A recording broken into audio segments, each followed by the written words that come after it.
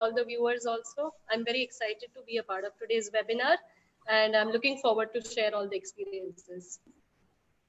Yes, Mansi. So we would like to know, Mansi, from where you started and how you came to be where you are today.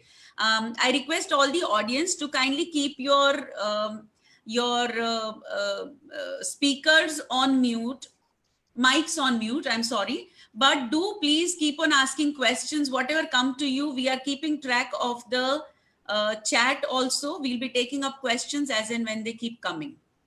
Yes, Mansi, over to you. Please start over. Thank you.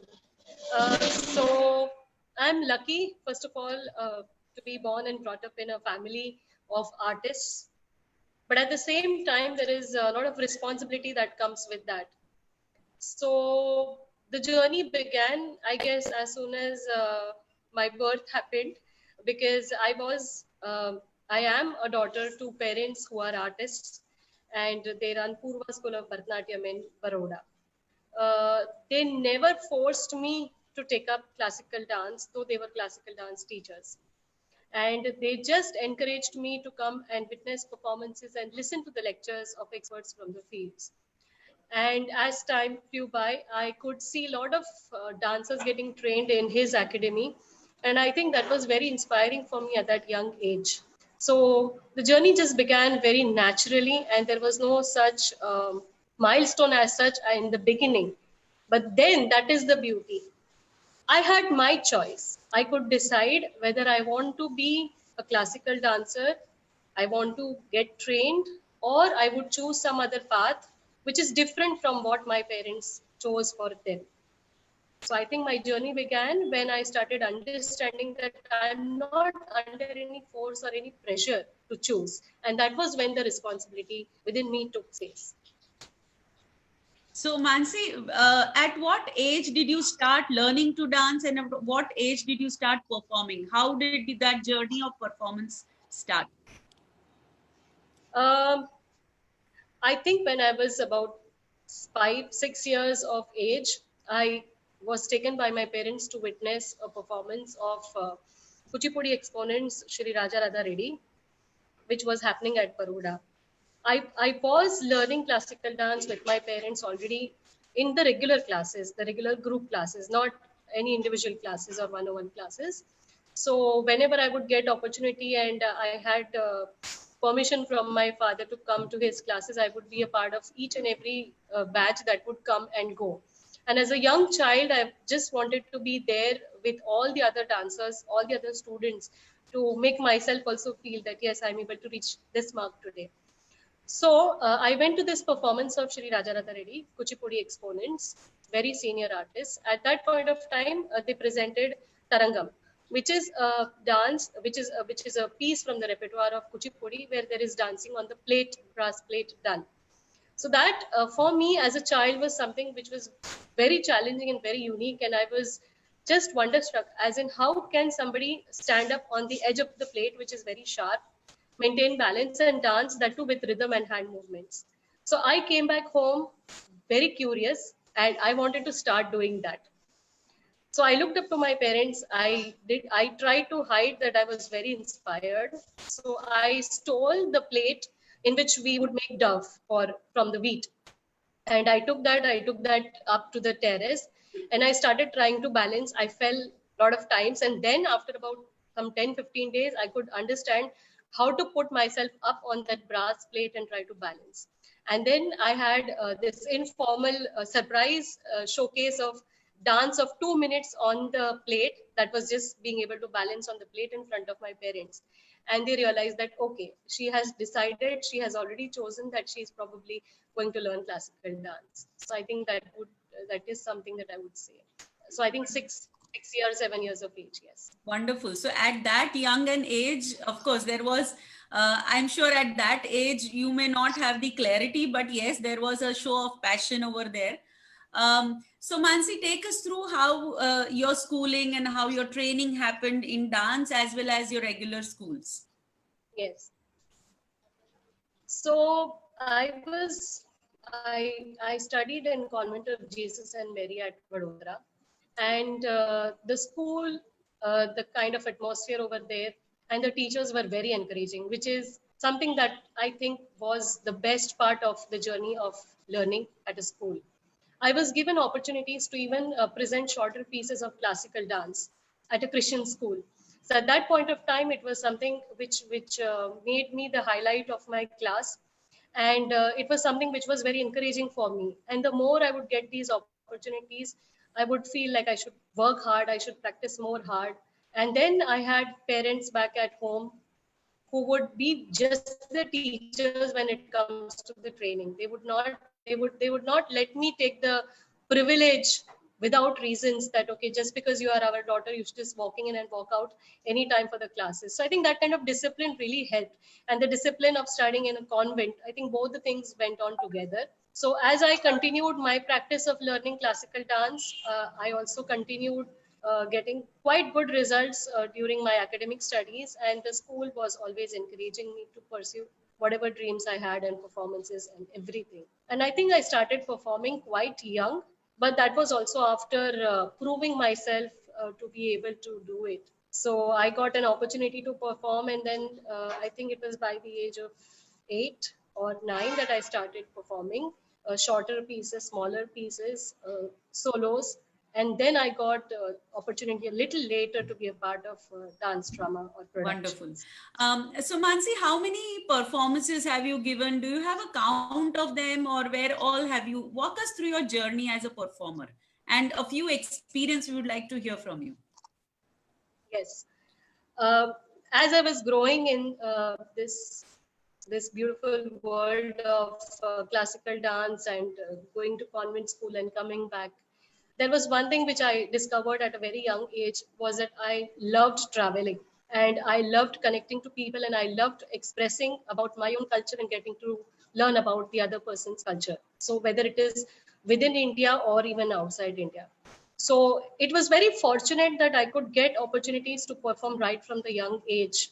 So my love for travel was also taken care of, and my love for curiosity and exposure was also taken care of because of classical dance. And because these two things went together, I think I could keep getting that encouragement and aspiration to continue. So I performed at several places in India. I performed in my father's troupe at several places in India at reputed festivals of national and international repute in India.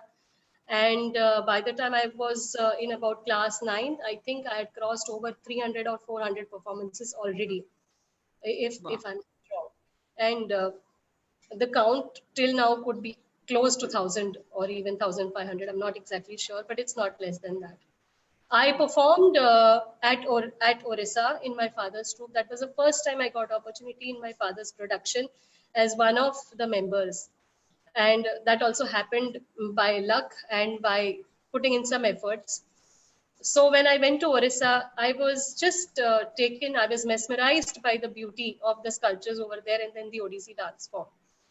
Fortunately, my father never stopped me from learning another dance from another guru. So I enrolled at Konark Natya Mandap, and my guru, late Guru Shri Padma Shri Gangadhar Pradhan sir. So he always encouraged, and then I had a good support from my parents and my grandmother. My grandmother used to travel with me, and I think I would definitely not miss on mentioning about those journeys because flights were not that common in India, and we used to have just one daily train between Okha on the western part of India to Puri, which is on the eastern part of India. So as a child, I was very curious, and I would learn about the states, the culture, the people while traveling for about 2.5 days non-stop in a train journey, which would cross over 7 states, now 7 states.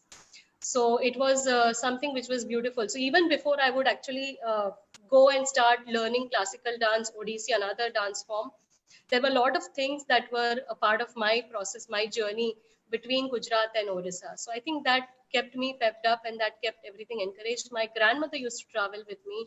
She used to spend time because I was very young to be there on my own. So yes, there were a lot of struggles also over there, and along with that, I continued learning another dance form, that is Odissi, performing Bharatanatyam with my father's troupe, and traveling even solos by then. I started Apart from performing in different states of India, I also got opportunity to perform thrice in Pakistan, which is I think I will never forget in my lifetime. It was the first incident that helped me come out of the misconceptions that we all have. After all, humans are humans everywhere, and you have kind-hearted people everywhere. So Yeah. that was something beautiful I learned because of classical dance. And I performed in France, I performed in Spain, and I also got opportunities to perform at Mauritius, Singapore, Malaysia, Sri Lanka, Brazil, Yugoslavia, Serbia, and Russia. Wonderful, lovely. So Mansi, tell me, we are talking about you being trained in Bharatanatyam as well as Odissi, both dance forms. Yes, I was getting scholarship. Fortunately, I applied for a scholarship exam, and the scholarship exam at that point of time was for child artists, young talents in the field, which was a program by the Government of India, Ministry of Culture. So when I was about 10 years, 9 years old, I got this scholarship. And the scholarship, it was not about the financial part of it, but it was about this achievement tag that comes with it. So there were a lot of children across India who participated in this national scholarship examination, and I bagged it. And after that, I had about six renewals of that, Wow. which went on for which was spread over 12 years. So I bagged the scholarship for about 12 years in Bharatanatyam. While doing that, I was simultaneously learning Odissi as well. Okay, wonderful. Okay, so I want to know when you used to travel from here to Orissa, where did you stay? How did you learn over there? For how long did you go? Because from what I understand, there any classical dance would require us to be trained for years together.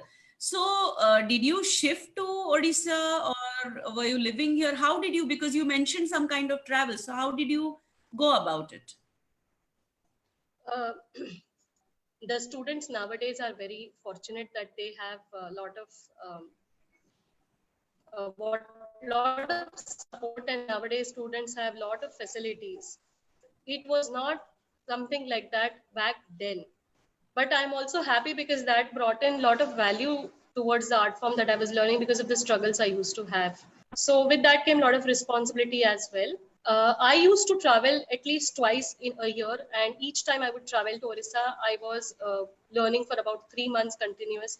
Come back, continue my practice sessions by trying to speak to Guruji on phone, taking some guidance, taking some assignments, and then whenever Guruji would travel this side, he would also take me along and continue my sessions. So at least twice in a year, I would travel to Orissa during my vacations. And being in convent, I also had the Deepavali and Christmas break as well. So I was fortunate in that way. And this went on for more than 12, 13 years. My learning curve with Odissi was not less than 12 to 13 years. So Wow. from the time I was in school till I completed my college graduation, I was trying to balance things and trying to do everything possible simultaneously. Wonderful.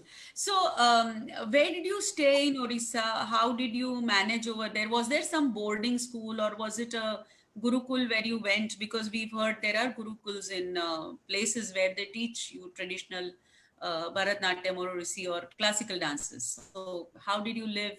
How did you manage? Yes. So as I mentioned earlier, I had initially gone to present Bharatanatyam in a festival. So that festival was organized by Guru Gangadhar Pradhan. I spoke to him with my father and I asked him whether I could enroll and start commence Odissi learning under his tutelage. So then he asked me to visit his ashram, and he Okay. asked me to inspect the things around and then take a decision because he was very much aware that I come from Gujarat, and the culture in Gujarat, the facilities that I'm exposed with back then, I was exposed with is very different from what it would be in Orissa, especially in a small village which is Konark, where his institution ashram is. So I went, I explored, and at that point of time, the initial thought that came to my mind was, wow, it is so beautiful. There is no pollution here. There is sand. There is beach. There is a beautiful temple, and it is just so open to the nature. So that was what was something that got me really interested. But then when I started learning and when I started going there and living there in the ashram, I realized that it's not that easy also. But then that is the reason I value Odissi even today and my guru's words even today, because it was not as easy as it seemed to be. There were electricity issues at that time. Sometimes electricity wouldn't even come for at least 3 weeks, 4 weeks. Oh, Internet was not something that we would have, and I remember of traveling with Nokia 2100, which was after my fourth or fifth visit, I had one cell phone. So till then, whenever I had to call my parents, I had to travel for about 20 kilometers, taking lifts on somebody's bicycle to go to a telephone booth, which was like 20, 30 kilometers from the ashram. And there used to be just one cyber cafe, internet cafe, which was again about 40, 50 kilometers. And I had to either cycle myself or take a lift on a cycle to go and send email or give a call to my parents back here. So it was like that. But then the good side of it is when you live in an ashram, you get really disciplined and you have to learn to tolerate. You have to start learning to love the people around you, and you have to start doing all the work all by yourself apart from the dance learning over there. So I think that was something very, very beautiful. yeah. So apart from dance, Mansi, we are wondering, did you do anything else apart from dance? Yes, when I was studying in class 9th, I got the opportunity to first time visit Mauritius. It was a beautiful island, and I was representing my father's institution as a member performing over there. So that time I was first exposed to something called French and Creole. So I had heard about these languages, but as we have these languages now spoken and heard in even in India, it was not the same case back in 1999. So I was really amazed to see the beauty of the language and the requirement, because some of the friends over there who would come and witness the performance, they would love to express their thoughts, but they were not able to do because they were not speaking English and we were not speaking French. Then, of course, hand gestures helped, and that brought this interest in me of trying to explore learning a foreign language also. And my father, being a globetrotter himself, he always had this interest in him that my daughter should be learning Sanskrit as well as another foreign language. So that, because when you're exposed to a language, you're exposed to the culture of that place. So that's my first interest. So apart from learning classical dance, I studied commerce in my 11th and 12th, that is the second PU. So I had taken up commerce. And after that, in my graduation, I took up arts. So in arts, I chose English as the primal focus for my degree as a main subject. And along with that, I enrolled for Sanskrit as well as French for my second and third subject. Okay, wonderful. So from there, so you've learned two forms of dance, and you've learned French as a foreign language. Which other language do you speak? Because you've mentioned that you are a polyglot, and you are able to speak several languages, or at least conversant in several languages. Could you just tell us? Yes, when I was learning French and Sanskrit, along with that, I like traveling. I was not going language, so I had to learn Odia. So I was learning Odia. I was trying to speak, converse, as well as read and write in Odia. However, writing Odia was a little slower. So Odia is one of the languages that I speak, and along with that, Bengali. I did my second master's degree from Kolkata, from Ravindra Bharati University. So when I was studying my second master's degree, I came to this position where it was necessary for me to even learn Bengali, because a lot of theory portions were delivered by the lecturers in Bengali. So I had to happily push myself to learn Bengali and converse Bengali. So Oriya Bengali. And then I got married and settled in Karnataka. So Kannada became the next Indian language that I again happily had to push myself to learn. So I converse in Kannada as well. Along with that, I can understand, of course, Hindi, Gujarati is my mother tongue, Punjabi as well as Marathi. But Punjabi and Marathi, I cannot converse fluently, but I can understand very well. Wow. I mean, that is super impressive, because we can barely manage 2 or 3 languages. That too, people feel that, it's superb. but knowing and being able to comfortably at least converse in several languages must be an advantage to you, right? It has helped me very much. It has brought in a lot of advantages, and I'm so happy with the questions that you're asking because it's taking me through my own journey beautifully. I was able to understand and gel up with the students in Kolkata because I was able to converse with them in Bengali. So they were very happy with the kind of progress I had. Along with that, when I was able to understand Bengali lectures, I could understand a lot of Rabindranath Tagore and his poetries Oh. because you cannot really get translation of everything on the internet. And then internet again, I mean, it has the the positive and the negative. It's everything is out there, and you don't know what is to be filtered. So Bengali helped me understand Rabindranath Tagore and the culture of West Bengal as well as the East Indian states, other East Indian states very well. Because of Kannada, I could choreograph a lot of items from the Kannada poetries also with Odissi, experimental. Like there are some vachanas which I had choreographed as well. Vachanas are poems in Kannada, which is written by Basveshwarana. So I could do that also. So, one thing is linked with the other thing. And then I was recently working on a project at the Alliance Process, Bangalore. So at the summer camp, we had taken up French poems and French stories. So using that as a base, we had the students to enact through the Indian classical gestures, Oh. explaining and narrating those French stories. So Okay. always there is room for experiment. So Mansi, what advice would you give? Because this is something that many people think that, okay, dance hai, so it is okay, it can be there as a hobby. What advice do you think you would like to give to today's students regarding taking up dance as a career? First of all, I would say that this question is probably the most important question in today's webinar for me. And I would also like to mention that nowadays there are a lot of facilities and there are a lot of opportunities and a lot of options and a lot of scope with classical dance. And fortunately, I would also like to mention about even Futurista Consultancy, Rashmi ji. They are working very hard and they have this beautiful methodology and beautiful checkpoints on how to help a student get to the point wherein they are very clear with what they should do with their career.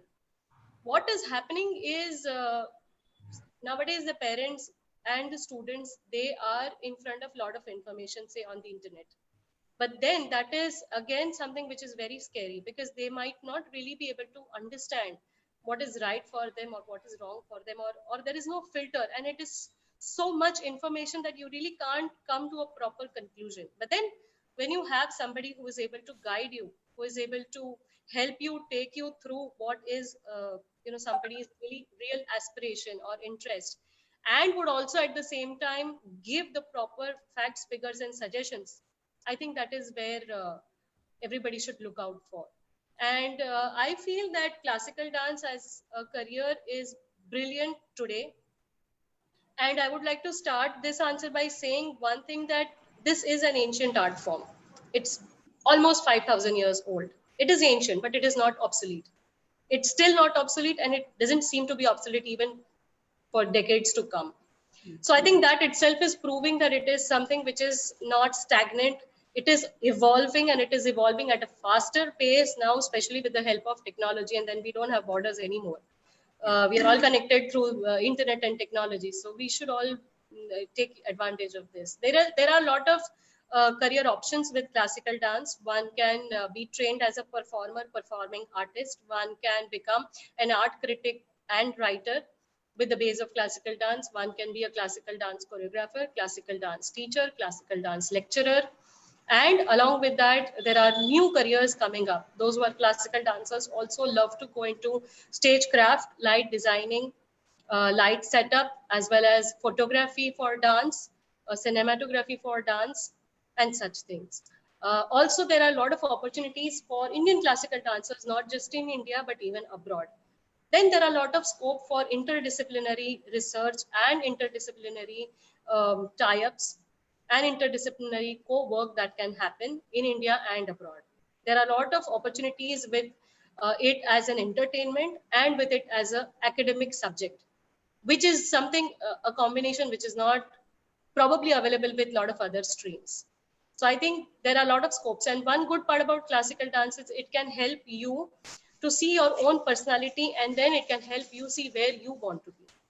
Within classical dance, there are so many options. So I think it's something very beautiful, and that's why it's not obsolete. Wonderful. Thank you so much.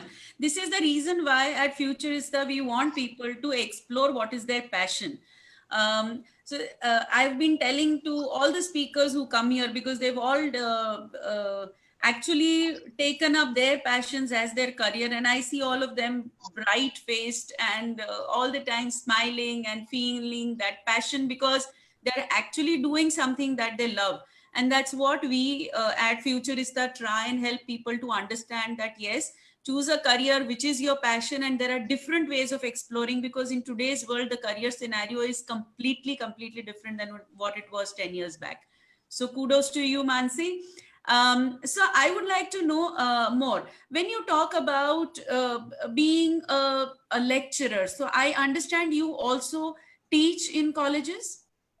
Yes, my passion always has been of teaching and of exploring, of connecting with people.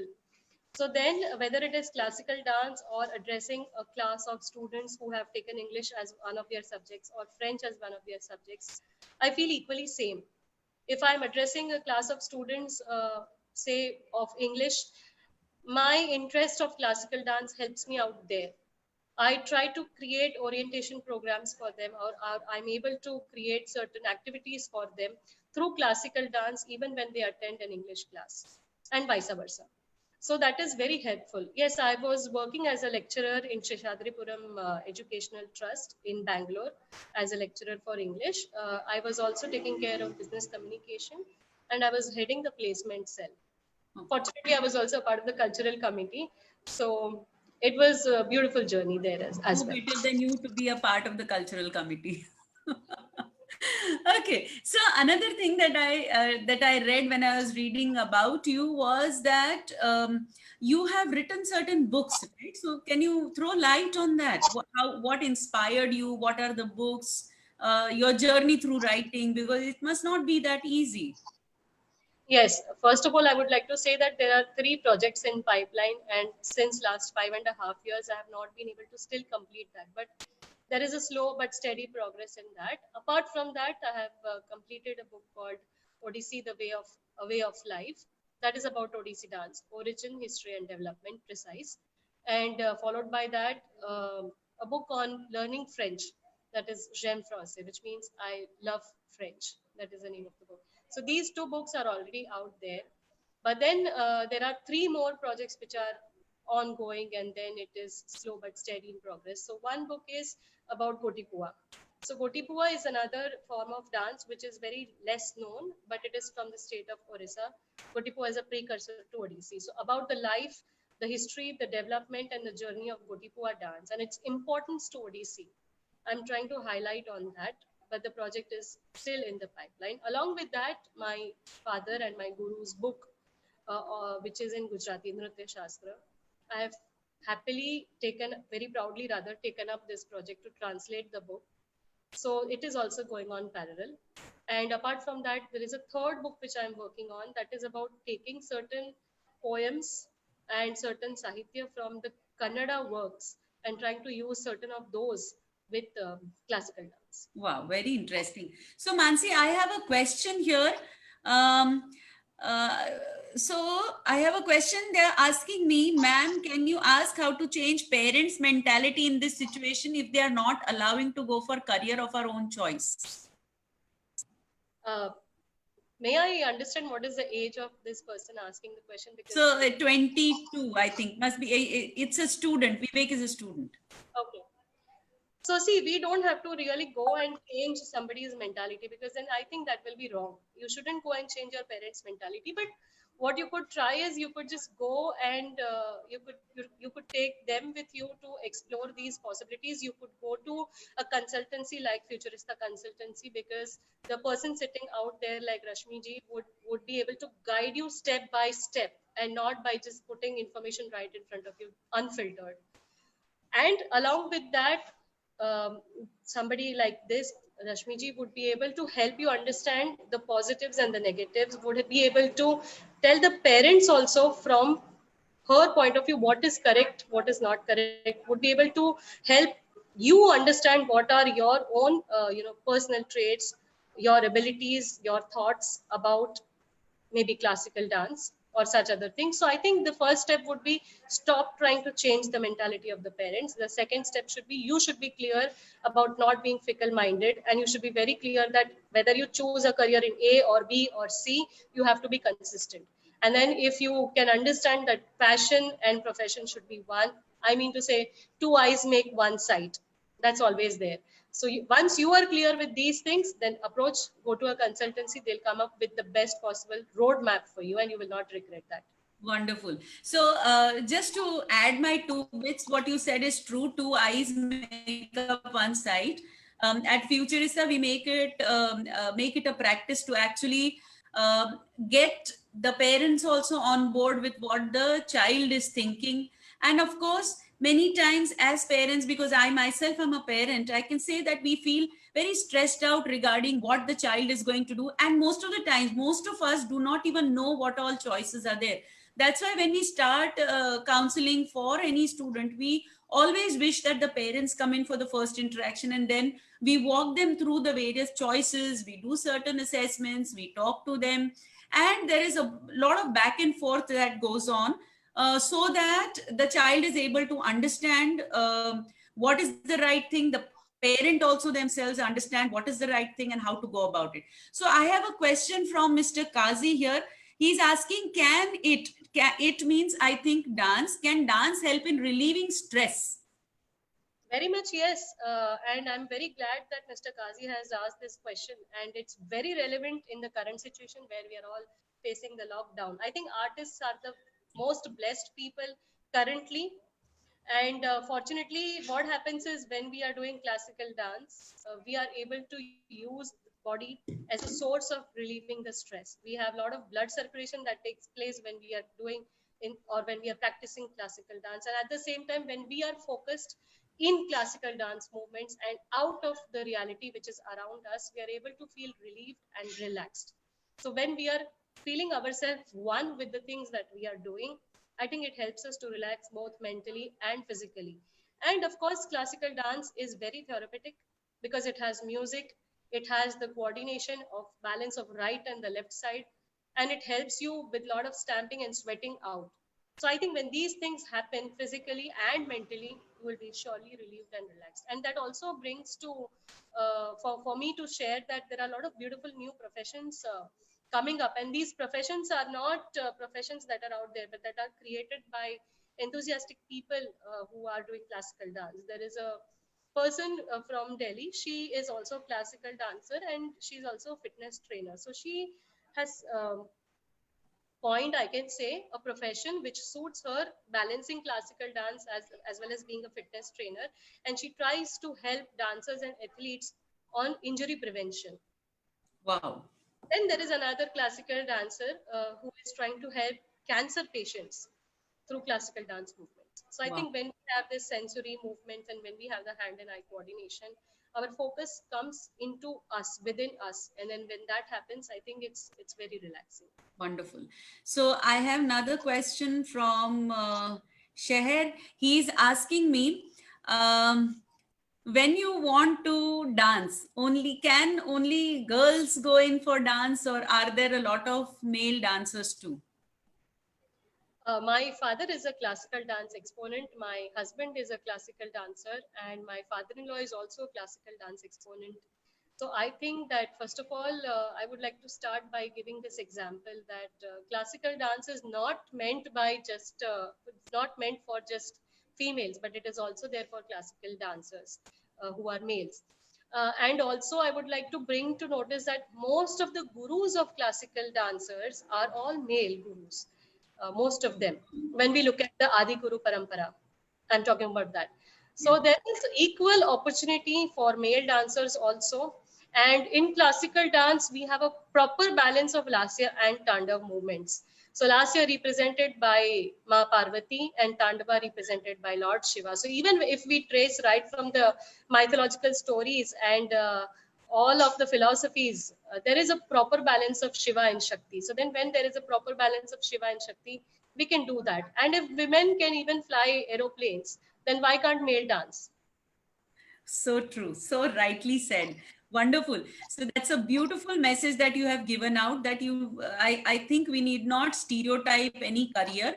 Um, I just remembered. So somebody I was actually talking to a few days back about what you said about new things emerging, new career choices emerging.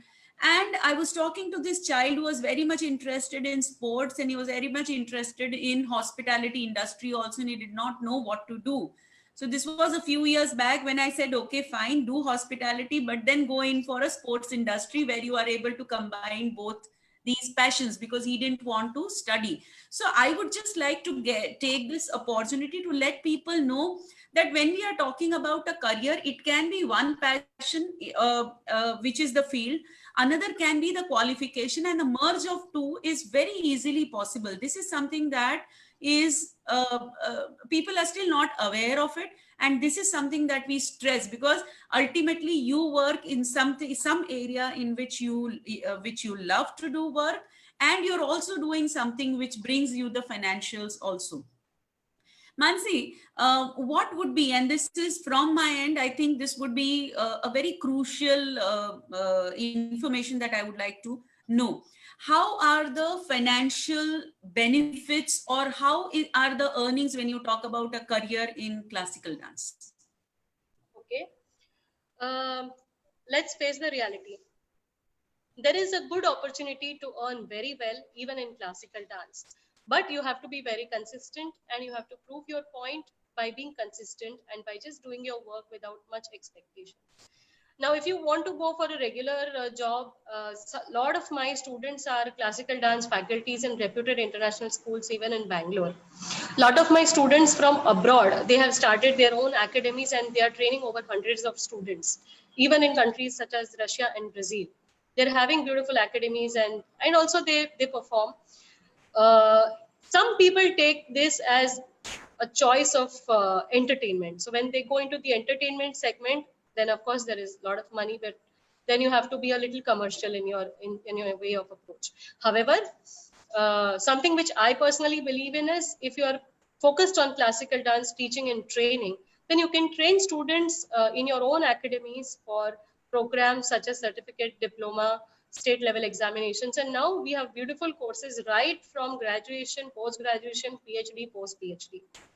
So when you have so many options academically speaking, and if you are planning to be a dance teacher in a school or have your own academy, or you want to be a performing artist and a teacher, freelancer, or if you would like to also go and work as a lecturer for performing arts, there are a lot of avenues. So if you're worried about this not being a stable job and there is going to be an issue with the income, no, it is not like that. In fact, nowadays there are a lot of classical dancers who earn very, very, very well, and it can be equaled with a lot of other professions also. So the misconception of somebody being a dancer and earning very less in current situation is not correct. Wonderful. Thank you so much. My last question, and I would request if there are questions from the audience, you may please start putting in the chat. My last question from you. Okay, so I have, okay, any specific suggestion for young generation about this career? This is a question which is coming in. Yes, they should be definitely taken to a lot of performances for witnessing. They could be taken to a lot of dance academies where this is happening. They could be taken to a lot of ancient heritage sites, in fact, because a lot of temple sculptures do have a direct relationship with classical dance as well. Yes. So then, if somebody is trying to go on a vacation, I mean, after all the situation normalizes, right now we are in the midst of COVID-19, but then you could read on the internet about beautiful sculptures from the different temples, and how dance is related to that. You could read books, you could speak to experts in the field, and then you could get interested. So there are a lot of ways in which one can get interested, or at least explore the different shades of classical dance and its journey. And I think once this journey is taken as just a road to explore, I think it is much better then, because the child will be exposed to the reality, would be exposed to a lot of things which are coming on the way, and then they can make a choice. Wonderful. So I have another question. So I'm just taking in questions first, and then I have one last question to ask you. But I am inviting questions from the audience, I'm sure, because your journey is not just in dance, but it is about several other facets in life. So there is Meena who's asking me how to balance work and passion towards dance when we have to work for a living and also very much interested to learn dance but unable to dedicate much time to dance. How do you see, because this is very relevant, Mansi, because you happen to be mother of a small child, a daughter, a lecturer, a writer, someone who reviews festivals, someone who dances, performs, travels, so many things. How to balance out is something Meena wants to know. Yes. One thing I would like to say is that there are different aspects in my life which have been a learning curve for me also, to be able to help me push myself and try to balance. So fortunately, I am a little ambitious person, and secondly, I would love to work hard once I set a goal. So then once I set a goal and I'm clear with what I want to do, I would not want to compromise with that. Along with that, I would also obviously, being practical, I would also like to check my resources. I would like to check which are the people who could help me out if at all I need some help. Like for example, in the very current and recent situation, I have a son, he's 5.5 years old, he needs me. But at the same time, I'm organizing a festival, which is a year-long festival that is going to conclude in June. It is in association with Alliance Française Bangalore. So then there is a lot of work with that. Along with that, I'm also conducting the online classes for my students who are learning with me and from Bangalore, but currently I'm in Gujarat. So I have the classical dance students for whom I'm taking the online sessions. This festival, because it's going to be the finale, so there is a lot of work going on online with that right now. And then I have a 5.5-year-old child. So I think the beauty is that if you properly create a timetable of your own for your daily routine, and if you are realistic with your approach, and you know that at least one day in a week you will not do anything but just take rest, I'm sure that we can balance very well. And then one thing can help the other thing as a break. Like for example, if I'm practicing classical dance, then spending time with the child could be a break. If I'm really spending good time with my child, then doing a festival activity would be another break. If I'm doing festival activity, speaking to my own students online and taking a class would be a break for the other thing. So I think we have to plan our day very well. We have to set short and long term goals. We should have goals. And once we have that, I think, though it seems to be very turbulent, but it can be taken care of very well if the approach is disciplined. Wonderful. Thank you so much. So three things that you hold true, three values rather, or three things that you hold true in your journey entirely. Meena is thanking us. Meena, you're most welcome. We are ready to take up more questions if there are any. Three things, Mansi, that you would like to advise our young generation to keep on as a part of their value systems to progress in an unusual career if they choose to take up so. First thing that I have noticed is currently the students are very talented, and secondly, they have this courage with them, this willpower they have with them. I think that helps them fight half of their battle very easily. Second half of the battle is making the right choices, and I think for that, if they are able to take help and guidance from a consultancy like yours, it is much easier for them, because they should not end up going to a certain level in their year or in their career or in their age, and then think that okay, maybe I had another choice and I should go back, but then there is no time to take a U-turn because other things in life would have already come along with that. So if somebody doesn't want to reach that level where they are thinking, where they have double thoughts about themselves or their choices, they should remember that 50% of the battle can be won with a strategic planning and by being sure of the options and opportunities you have. So that's my take on that. Wonderful. Thank you so much, Mansi. We've taken up 1 hour of yours. We've had a lovely conversation. We did not know where this 1 hour went by. I'm sure there has been some issue that I see in the network today, because I had a lot of messages where people are joining us on FB. I'm sure all those who are here and who are able to ask questions have asked, but if there are other doubts or any questions that they would like to, we would request you to address them at a later stage. As and when they come, we will forward them to you. We would like to add one thing before we end today's session. It was an inspiring interaction with you, knowing you, because at a young age, being able to achieve this and moving ahead in life with such a lot of gusto definitely requires a lot of courage, requires a lot of grit and determination, but it also requires a lot of focus that we see in you as an artist. When we talk about this particular journey of yours, it has been inspiring. I know you since many years, and I've seen you grow. From Futurista, we would want to thank you for being here on this platform today, encouraging our students. A short announcement, there would be two participants, today's participants, whom we had thought about giving out assessments and the electronic dashboard that we have, which is loaded with a lot of information. So I would request Sheher, if you can just randomly, so we have prepared a raffle, and he will give me names of two people whom we can give away this assessment. And in the meantime, I would request every participant to kindly switch on your camera so that we can have a screenshot of all those who've been kind enough to join us. Yes. Can you please switch on the cameras, all of you, just for a moment?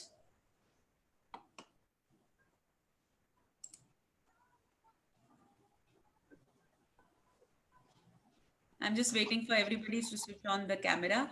Aditi, Ambika, Dimple, Shweta. Wonderful. So we'll just take a screenshot. We would like to post this on our page. We are so glad to have you all with us. Thank you for joining us. I'm sure you enjoyed it as much as we did. One thing before we move out from this platform, all those speakers who have been coming here are our mentors too. So we have a group of people who join us to help students. If there is a question about a particular career, we would definitely be able to find the right person to give you the correct advice if you want to know more what that person does on a day-to-day basis.